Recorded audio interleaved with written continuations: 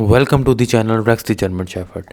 बहुत सारे लोग हैं जिनको ये प्रॉब्लम फेस करने को मिलती है कि उनके डॉग के हेयर्स शेड करते हैं, बहुत ज़्यादा शेड करते हैं और वो बहुत तंग है इस चीज़ को लेकर। पहले भी मैं वीडियो बना चुका हूँ, तो आज फिर से मैं ये वीडियो बना रहा हूँ, तो ध्यान से सुनिएगा। आप वीडियो पूरी नहीं देखते, जिसकी वजह से आप लोगों को प्रॉब्लम ठीक से समझ नहीं आती और फिर जो आपके डॉग की प्रॉब्लम है वो आपसे सॉल्व नहीं होती। तो चलें वीडियो स्टार्ट करते हैं। इस वीडियो में मैं आप लोगों को 5 चीज़ें बताऊंगा। चाहे आपके डॉग की कोई भी एज है, आपका डॉग लॉन्ग कोटेड है, शॉर्ट कोटेड है, कोई भी है, आप लोगों ने ये 5 चीज़ें याद रखनी है। पहली चीज़ की बात करूं कि आप अपने डॉग को शावर कब कब देते हैं और कितनी दफ़ा देते हैं, और उससे भी बढ़कर आप अपने डॉग पर शैम्पू कौन सा यूज़ करते हैं। देखें, अगर तो गर्मियां चल रही हैं तो गर्मियों में आपको चाहिए कि आप डेली शावर दे सकते हैं तो दे दें, नहीं तो कम से कम एक दिन छोड़कर एक दिन तो शावर लाजमी दिया करें। कुछ लोग इस बात से एतराज़ करेंगे कि नहीं, डॉग को डेली शावर नहीं देना चाहिए, ये हो जाता है वो हो जाता है। कुछ नहीं होता। मैं गर्मियों में रेक्स को डेली शॉवर देता हूँ, कोई मसला नहीं होता, बल्कि वो ज़्यादा एक्टिव रहता है और ज़्यादा ठीक रहता है। आप लोग भी तो डेली नहाते हैं ना गर्मियों में। इसी तरह अगर आपके पास डॉग है, इनका जो कोट होता है ना वो बहुत गर्म होता है, चाहे वो लॉन्ग कोटेड है चाहे वो शॉर्ट कोटेड है। गर्मियों में डेली शॉवर दे दें, नहीं तो एक दिन छोड़कर एक दिन शॉवर दे दें। और आजकल जो मौसम चल रहा है सर्दियों का, इसमें आप वीक में 2 दफ़ा, कम से कम 2 दफ़ा लाजमी दें। इस टाइम आप दे सकते हैं शॉवर जब धूप निकली हो, दोपहर का टाइम हो। रात के टाइम शॉवर ना दें, दोपहर के टाइम दें, फ्रेश वाटर के साथ दें।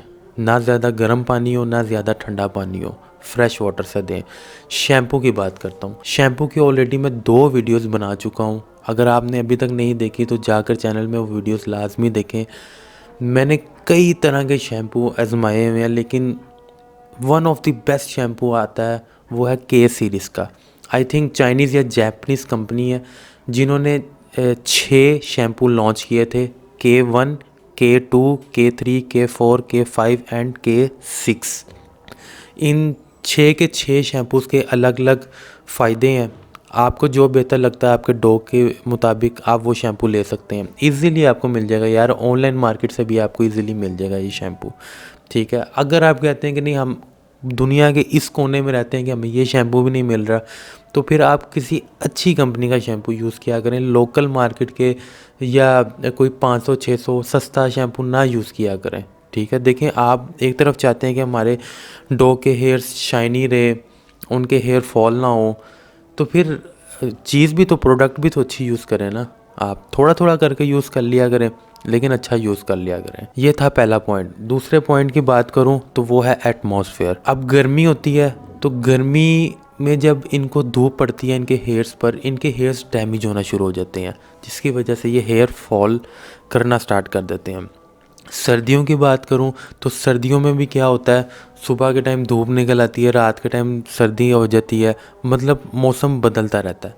आपने कोशिश करनी है कि किसी तरह टेम्परेचर को मेंटेन करके रखें।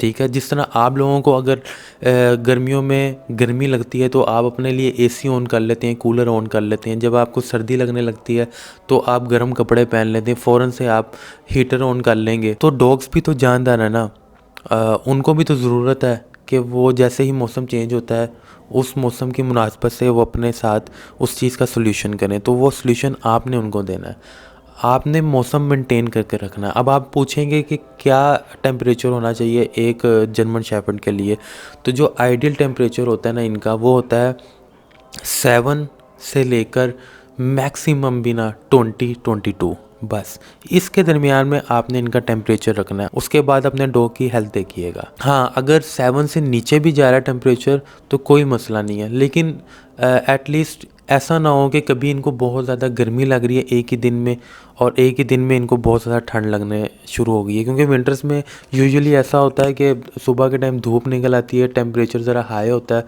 तो रात के टाइम, शाम के टाइम टेम्परेचर डाउन होना शुरू हो जाता है। तो जो वो मौसम की एकदम तब्दीली आ रही होती है ना एक ही दिन में या 2 दिन में, तो वो भी डैमेज करती है।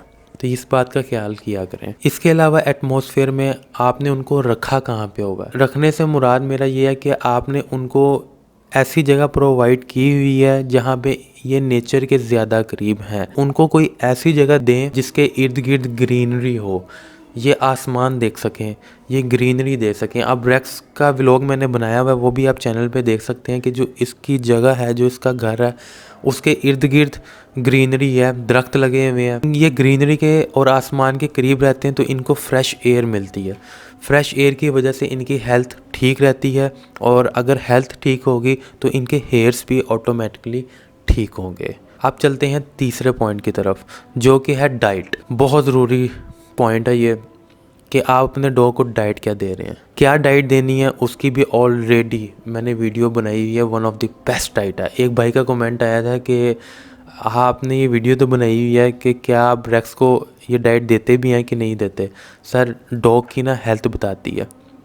और ये दूसरी बात ये होती है कि जब आपने एक चीज़ शौक के लिए रखी हुई है ना, और उसको आप अपना फैमिली मेम्बर समझते हैं, तो फिर आप पैसे नहीं देखते।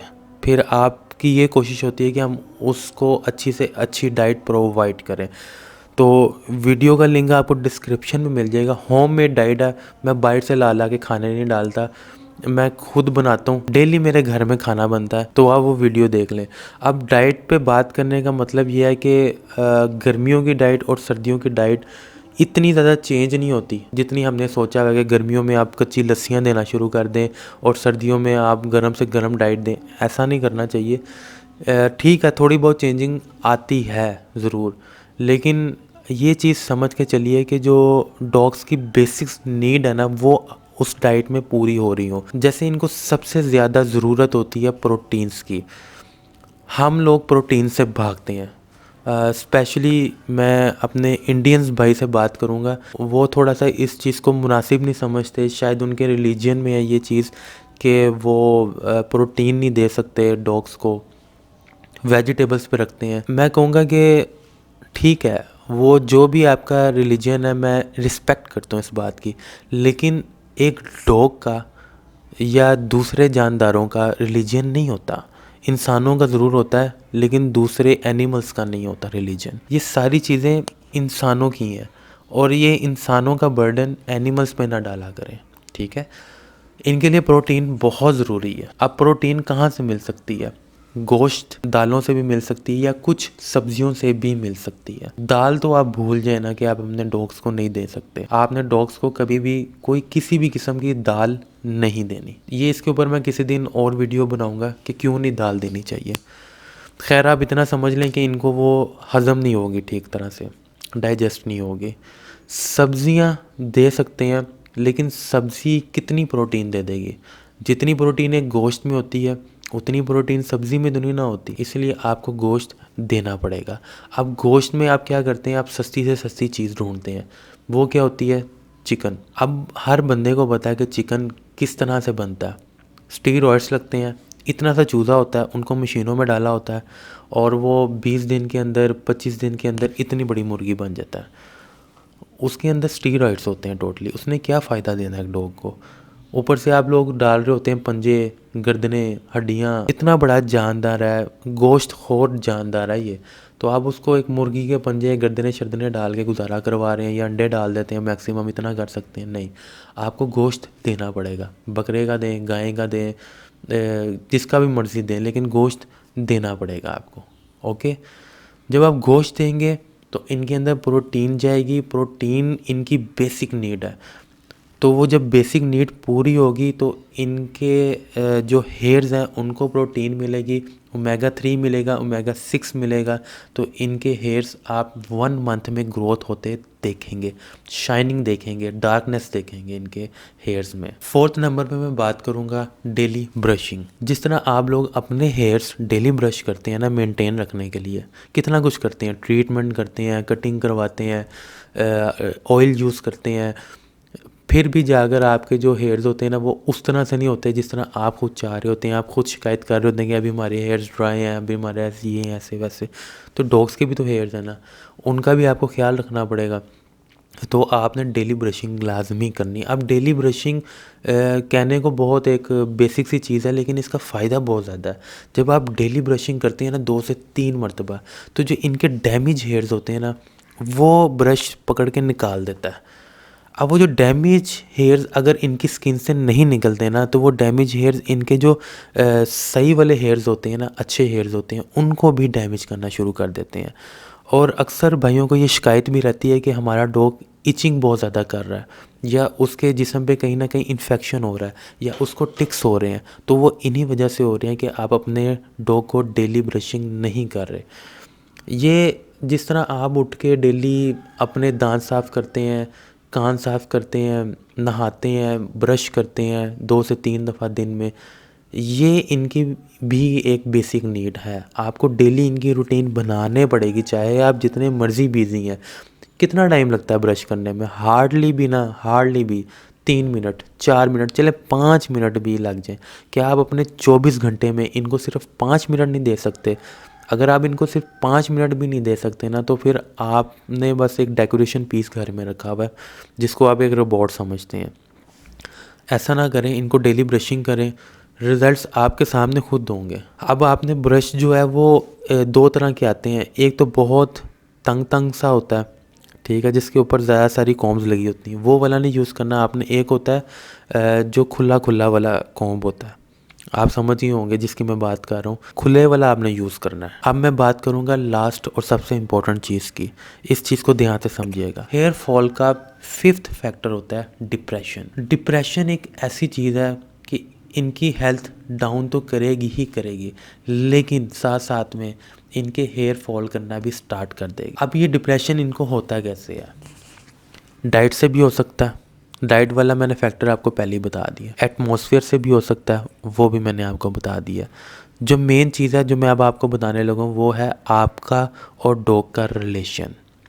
एक जो डॉग होता है ना, वो बहुत वफ़ादार होता है। वो अपने मालिक के साथ पूरी ज़िंदगी भी ना एक छोटे से कमरे में गुजारने के लिए तैयार होता है। वो अपनी हर चीज़ को सैक्रिफाइस करने के लिए तैयार होता है। जब आपको कोई भी जानदार इतना कुछ दे रहा हो ना, अपनी पूरी ज़िंदगी आपको दे दे, वो आपसे भी कुछ ना कुछ एक्सपेक्ट कर रहा होता है कि आप भी उसके लिए कुछ ना कुछ करें। सिर्फ खाना डालने से कुछ नहीं होता, सिर्फ 2 मिनट उनके साथ खेलने से कुछ नहीं होता। असल बात ये है कि आपने क्या उनकी साइकोलॉजी को समझा है। मतलब हम क्या करते हैं, हम अपने दिमाग में डॉग के लिए जो इमेज रखी हुई है ना, उसी तरह उनको टैकल करते हैं। लेकिन क्या आप ये कोशिश करते हैं कि डॉग की जो साइकोलॉजी है, हम उसके मुताबिक उनके साथ चलें? आपको वो चीज़ समझनी पड़ेगी। आपको रिलेशन इतना मजबूत करना पड़ेगा कि अगर आपका डॉग आपको काट भी लेना, वैसे काटता नहीं है किसी का डॉग किसी को, लेकिन मैं आपको एक एग्जांपल दे रहा हूँ कि अगर आपको काट भी लेना, तब भी आप उसको प्यार कर रहे हो। ये बहुत बड़ी बात मैं आपको कह रहा हूँ समझाने के लिए। आपकी और आपके डॉग की इतनी बॉन्डिंग होनी चाहिए कि जब वो आपको आवाज़ दे तो आप भागे भागे उसके पास जाएं, जब आप उसको आवाज़ दें तो वो भागा भागा आपके पास आए। ये बॉन्डिंग होनी चाहिए। मैं इतना मतलब परेशान होता हूँ ना ये चीज़ देख के, जिन लोगों ने एक छोटे से केज में डॉग को रखा होता है, या पूरा पूरा दिन एक रस्सी के साथ बांध के, लीश के साथ बांध के रखा होता है, और फिर जब मैं उनको कहता हूँ कि यार आप ये क्यों कर रहे हैं, वो आगे से कहते हैं जी हम तो वॉक भी करवाते हैं। आपने 24 घंटे के लिए एक डॉग को बांधा हुआ है, तो उसमें से अगर आप 1 घंटा वॉक करवा रहे हैं तो उसको कोई फ़र्क पड़ने वाला नहीं है। आप खुद इमेजिन करके देखें अपने आप को कि अगर आप किसी जगह पर 24 घंटे के लिए बंधे हुए हैं, और अगर आपको कोई 1-2 घंटे के लिए वॉक भी करवा दे, तो क्या आप ठीक रहेंगे? क्या आप डिप्रेशन में नहीं आएंगे? आएंगे। तो इसी तरह डॉग्स के साथ है। जब आप उनको पूरा दिन बांध के रखते हैं या छोटे से केज में रखते हैं, वो खेल भी नहीं सकते, वो कहीं तरह मूव भी नहीं कर सकते। बस जब आपको टाइम मिलता है आप उनको निकालते हैं, अपनी शौक़ी मारने के लिए वॉक पे ले जाते हैं। तो इस तरह तो डॉग डिप्रेशन में ही जाएगा। आप उसके साथ ज़्यादती कर रहे हैं। इससे अच्छा ना रखें, उनको गली मोहल्लों में ना खुला छोड़ दें, ताकि वो अपनी मर्ज़ी से इधर उधर तो जा सके ना। अगर आपके पास ऐसी लोकेशन नहीं है कि आप अपने डॉग को एक रूम जितनी भी जगह दे सकें, तो फिर ये वाला शौक़ ना करें। मैं तो बल्कि ये कहता हूँ कि फिर ये आपका शौक़ ही नहीं है। कहीं पे भी रख सकते हैं आप, आपके पास घर में छत होती है, आप छत पे खुला छोड़ दें उनको, लेकिन बांधें ना उनको। तो ये थी आज की वीडियो, थोड़ी सी लेंथी हो गई है, लेकिन ये चीज़ें आप लोगों को समझाना बहुत ज़रूरी थी, जिससे आप लोगों को आपके डॉग की प्रॉब्लम्स का सोल्यूशन मिल जाए। तो ये थी आज की वीडियो। आज की वीडियो अगर आप लोगों को अच्छी लगी है तो मेरे चैनल को सब्सक्राइब करें, ताकि मुझे मोटिवेशन मिले और मैं मज़ीद इस तरह की वीडियोस आप लोगों के लिए लाता रहूं। Thank you so much.